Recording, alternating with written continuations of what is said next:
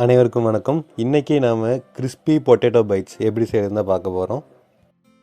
உருளைக்கிழங்கு மைதா மட்டும் வச்சு இன்ஸ்டண்ட்டாக நீங்கள் ஒரு ஸ்நாக்ஸ் செஞ்சு சாப்பிட்ணும் அப்படின்னு ஆசைப்பட்டீங்கன்னா இதை நீங்கள் ட்ரை பண்ணி பாருங்கள்.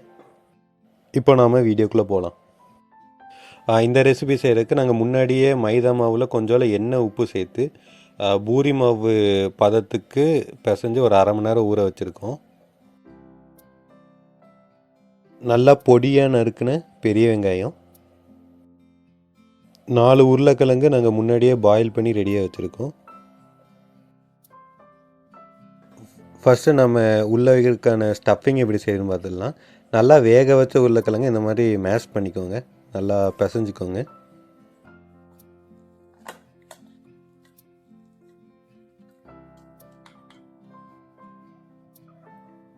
இது கூட நம்ம ரொம்ப பொடி பொடியாக நறுக்கி வச்ச பெரிய வெங்காயம்,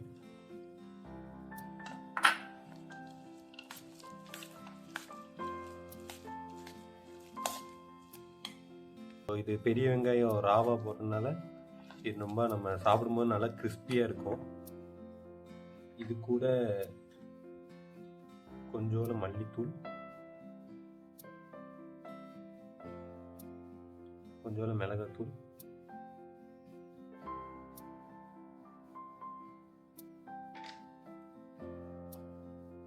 சீரகமும் மிளகும் சேர்ந்து அரைச்சி வச்ச மிளகுத்தூள் எல்லாம் கொஞ்சம் கொஞ்சம் ஆட் பண்ணால் போதும், லைட்டாக ஃப்ளேவருக்கு தான். தேவையான அளவு உப்பு.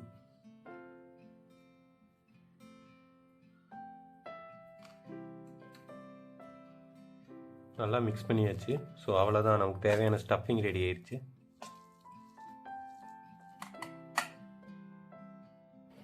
இப்போ நம்ம முன்னாடியே பூரி மாவு பதத்துக்கு பிசைஞ்சு வச்சுருந்த மைதா மாவை இந்த மாதிரி சப்பாத்தி உருட்டுற மாதிரி உருட்டிக்கோங்க.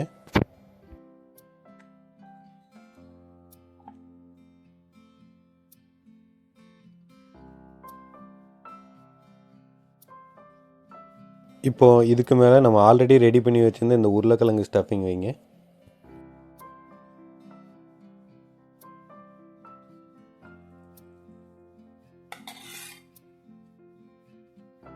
இந்த மாதிரி நம்ம செஞ்சு வச்ச ஸ்டஃபிங்கை ஈவனாக வச்சுருங்க. வச்சதுக்கப்புறம் நம்ம மைதா மாவில் செஞ்ச ஒரு லேயர் இந்த மாதிரி சைட்லலாம் நல்லா பேஸ்ட் மாதிரி அப்ளை பண்ணிடுங்க.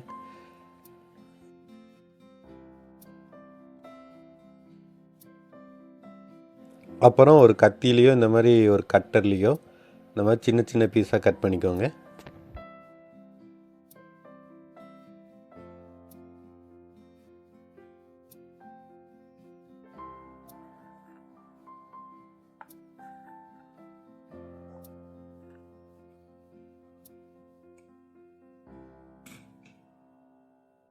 இதில் ஒரு பீஸ் எடுத்து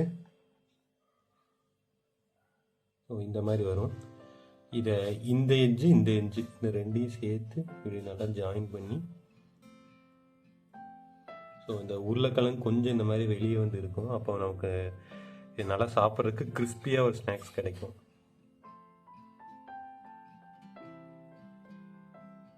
இந்த மாதிரி ஒவ்வொரு பீஸும் ரெடி பண்ணி வச்சுக்கோங்க.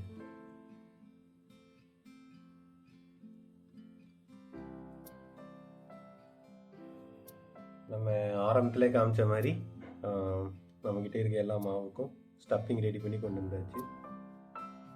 இது நம்ம மாவு எவ்வளோ மெல்லுசாக நம்ம உருட்டுறோமோ அதுக்கேற்ற மாதிரி கிறிஸ்பியாக இருக்கும். கொஞ்சம் இந்த மாதிரி வேக வச்ச உருளைக்கிழங்கு வெளியே தெரிகிற மாதிரி இருந்தால் தான் இன்னும் கிறிஸ்பியாக இருக்கும்.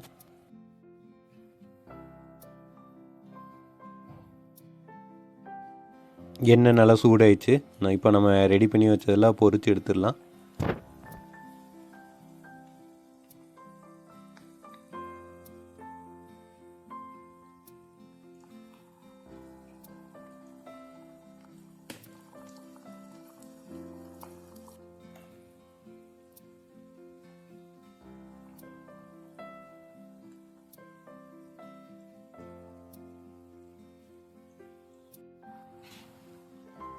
இந்த மாதிரி நல்லா கோல்டன் கலரில் வந்தோன்னே நீங்கள் எடுத்துருங்க.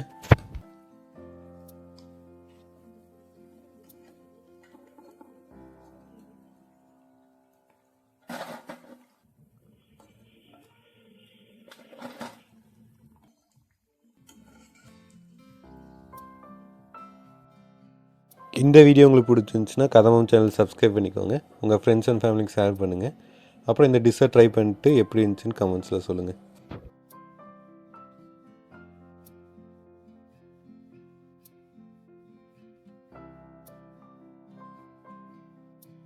Crispy potato bites ready.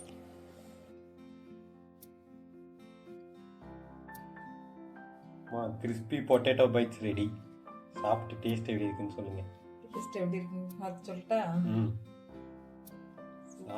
சூப்பராக பண்ணியிருக்கேன்.